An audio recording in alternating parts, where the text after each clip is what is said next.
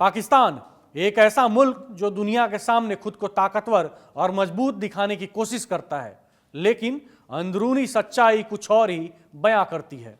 जहां अमेरिका की आड़ में यह देश अंतर्राष्ट्रीय मंच पर चमकना चाहता है, वहीं उसकी अपनी जमीन पर तहरीके तालिबान पाकिस्तान टीटीपी हर दिन उसके फौजियों की गोली का निशाना बन रही है।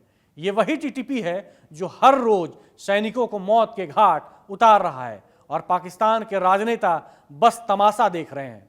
वही दूसरी तरफ पाकिस्तान के कब्जे वाले कश्मीर यानी पीओके में जनता सरकार के खिलाफ सड़कों पर उतरी हुई है।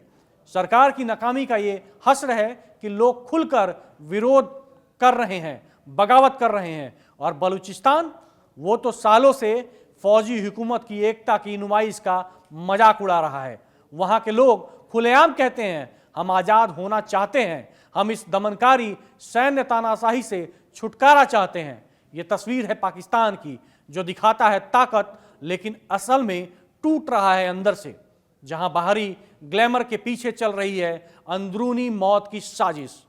पर पाकिस्तान की सरकार और सेना अपनी इज्जत बचाने के लिए भारत को कोसने लगते हैं, गीदड़ भभकी देने लगते हैं। लेकिन क्या उनकी हैसियत है कि वो भारत के साथ जंग लड़ सकें? आर्थिक हैसियत तो कतई नहीं है। जानकारों का कहना है कि पाकिस्तान भारत के साथ व्यापक जंग अफोर्ड नहीं कर सकता। अंतरकलह और हिंसा का ऐसा जाल बुना गया है कि घरेलू निवेश तो दूर, विदेशी निवेशक भी अब इस फौजी राज्य में कदम रखने से डरते हैं। नतीजा, पाकिस्तान का उद्योग निरंतर गिरावट की ओर है।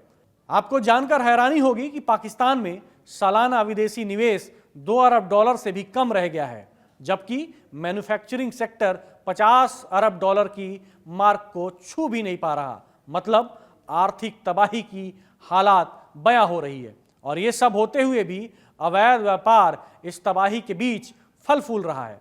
वर्ष 2025 के अवैध व्यापार इंडेक्स में पाकिस्तान 158 देशों में से 101वें नंबर पर है। मतलब भ्रष्टाचार, तस्करी और गैर कानूनी कारोबार की चमक वहां कानून और व्यवस्था की जगह ले चुकी है। CEIC की रिपोर्ट के मुताबिक जुलाई 2022 से अब तक, यानी लगभग 2.5 सालों से पाकिस्तान का औद्योगिक उत्पादन इंडेक्स लगभग हर महीने निगेटिव रहा है।